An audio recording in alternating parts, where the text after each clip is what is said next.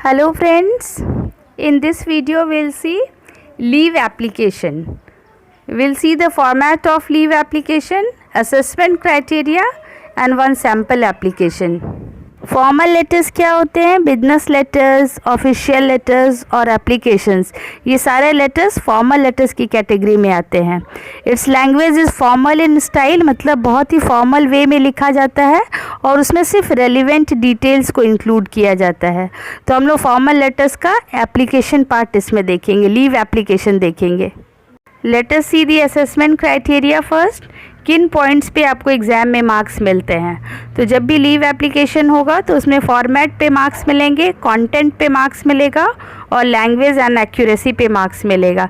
मतलब कि आपने सही फॉर्मेट पे एप्लीकेशन लिखा है कि नहीं, उसका कंटेंट रेलिवेंट है कि नहीं और लैंग्वेज ग्रामेटिकली करेक्ट होना चाहिए. इन्हीं 3 पॉइंट्स पे एग्ज़ाम में मार्क्स मिलते हैं. तो पहले हम लोग फॉर्मेट डिस्कस करेंगे और फिर एक क्वेश्चन सॉल्व करेंगे. See the format here. सबसे पहले हम लोग रिसीवर्स एड्रेस लिखते हैं. 3 लाइन्स में होना चाहिए, जिसका पहला लाइन डेजिग्नेशन या पोस्ट होगा, दूसरे लाइन में नेम ऑफ स्कूल या नेम ऑफ इंस्टीट्यूट लिखेंगे और तीसरे लाइन में प्लेस ऑफ इंस्टीट्यूट लिखेंगे. उसके बाद लीव अ ब्लैंक लाइन, मतलब एक लाइन छोड़कर फिर नेक्स्ट लाइन में लेफ़्ट साइड में डेट लिखेंगे इन एक्सपेंडेड फॉर्म, मतलब डेट इन फुल लिखेंगे, पूरा डेट लिखेंगे. उसके बाद फिर से एक लाइन छोड़ के सैल्यूटेशन लिखेंगे. सैल्यूटेशन में क्या लिखेंगे? रिस्पेक्टेड सर या रिस्पेक्टेड मैडम. फिर एक लाइन छोड़ेंगे और उसी साइड मतलब लेफ़्ट साइड में ही सब्जेक्ट लिखेंगे. सब्जेक्ट में क्या लिखेंगे? Application for 2 days leave, 3 days leave, जैसा क्वेश्चन में दिया हो उसके अनुसार लिखते हैं. उसके बाद फिर से एक लाइन छोड़कर बॉडी ऑफ एप्लीकेशन लिखेंगे. तो एप्लीकेशन का जब बॉडी लिखेंगे तो 2 पैराग्राफ में लिखेंगे, एक मेन कंटेंट होगा और दूसरा कंक्लूज़न होगा. फिर एक लाइन छोड़कर थैंकिंग यू लिखेंगे और उसके बाद फिर से एक लाइन छोड़ेंगे और सब्सक्रिप्शन लिखेंगे. सब्सक्रिप्शन में क्या लिखेंगे? Yours sincerely. और फिर उसके जस्ट नीचे आप अपना नाम लिखेंगे और अगर क्लास सेक्शन मेंशन किया हो तो वो लिखेंगे. तो आइए एक क्वेश्चन सॉल्व करते हैं हम लोग इस फॉर्मेट पे. See the question here. Write an application to the principal of your school asking him to grant you leave for 3 days. Imagine yourself as Rishabh और रिधि जैन ऑफ 10A studying in Delhi Public School Noida.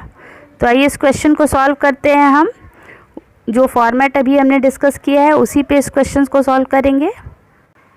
सबसे पहले हम लोग क्या लिखेंगे? Receiver's address in 3 lines. तो जैसा मैंने फॉर्मेट में डिस्कस किया है, सबसे पहले डेजिग्नेशन लिखेंगे. तो ये एप्लीकेशन किसको एड्रेस किया हुआ है? प्रिंसिपल को. तो सबसे पहले लिखेंगे द प्रिंसिपल. नेक्स्ट लाइन में स्कूल का नाम दिल्ली पब्लिक स्कूल. फिर नेक्स्ट लाइन में प्लेस ऑफ स्कूल. तो प्लेस क्या है? नोएडा. तो ये 3 लाइन्स में रिसीवर्स एड्रेस लिखेंगे.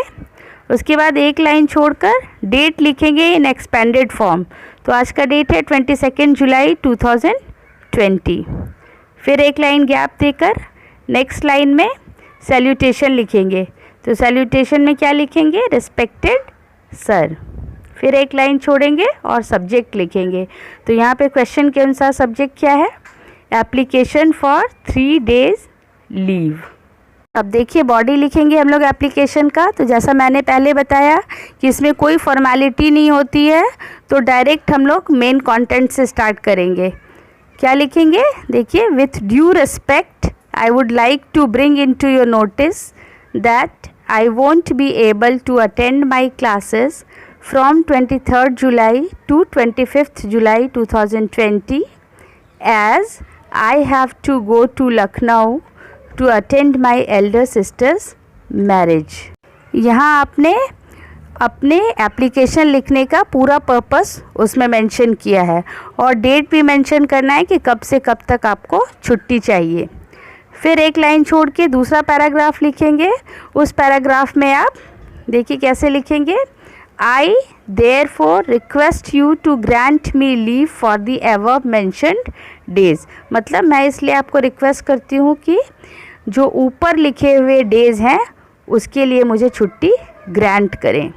आई shall be highly oblige to you for your this act of kindness, मतलब इसके लिए मैं आपकी सदा आभारी रहूँगी।